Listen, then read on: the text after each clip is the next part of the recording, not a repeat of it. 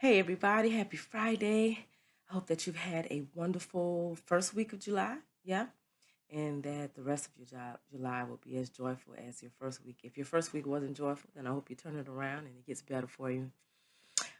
This has been a wonderful week of reflection on the virtue of openness, being open, being honest, being um, receptive to life's offerings, to new opportunities, to possibilities. Um, Today's reflection is about being candid and direct, in your communication with others, being candid and direct, and I looked up candid and I looked up the word candor, and the quote of the day is about candor. Um, and I thought about something that happened yesterday. I'd gone out to lunch with a friend of mine. We'd gone to the Madeline and we were eating, and there's a bakery there, and the bakery is glass enclosed, and I was facing the bakery, and so there was a young man there, and he was making bread. And as I spoke, I was talking to my friend as I was eating. I was observing this young man making bread because what stood out to me was how much he seemed to enjoy his task. And then I reflected on a thought that had popped into my head probably last weekend. I'm not easily impressed. I thought to myself, I'm not easily impressed. And then I said, okay, let's dig in a little deep. Why did that pop into your head? And I thought, well,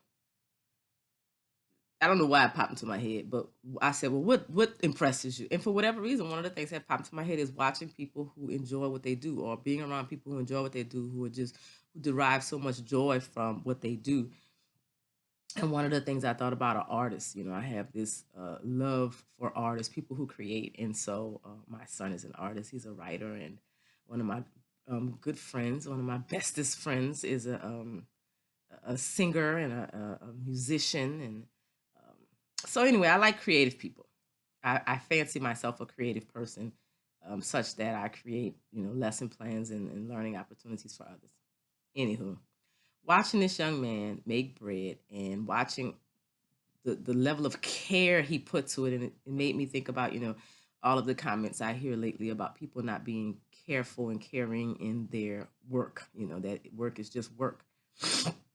And so I shared with my friend that I had been watching the young man, and so we'd gotten up to get some dessert, and when on our way back to our table, we got his attention and we talked to him and asked him his name, and come to find out he'd only been doing the job for 4 days, and he said that he was actually a culinary arts student, and that baking was his favorite thing to do in cooking school, and he was so thankful and amazed that the job that he'd gotten allowed him to do the very thing he loved most about cooking, and it was such a delightful conversation.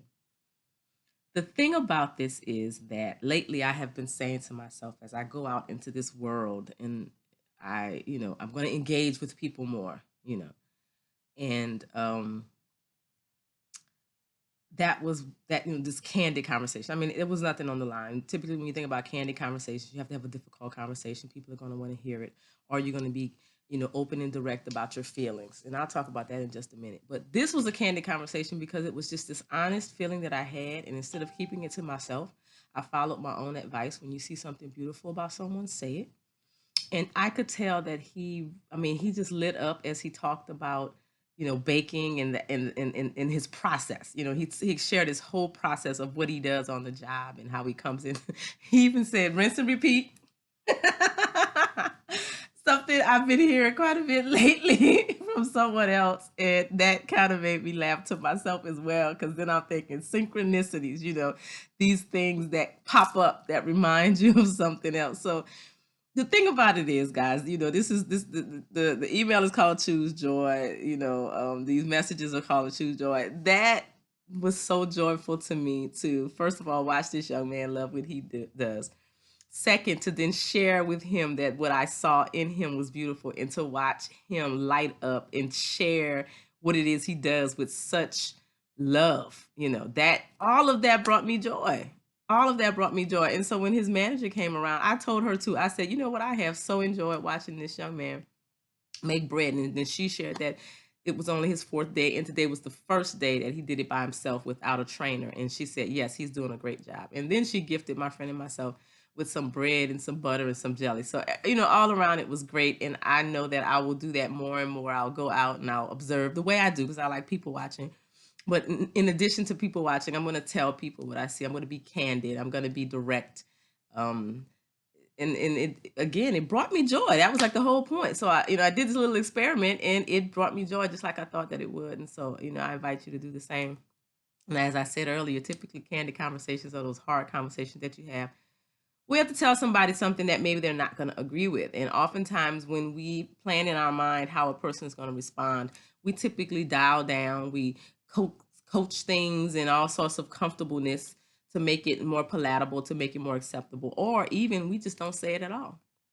And in that same conversation with my friend, we talked about an encounter that she'd had where someone had said something to her that she found, offensive or disrespectful. And we kind of dug in on, how did she respond?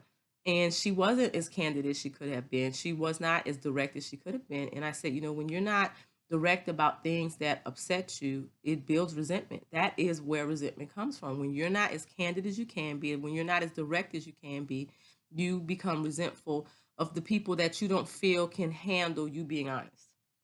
So, if you want to have healthy, honest relationships, friendships with people, be honest with them and give them the opportunity to respond however they're going to respond, because you're going to know for sure, yes, they can handle me being me.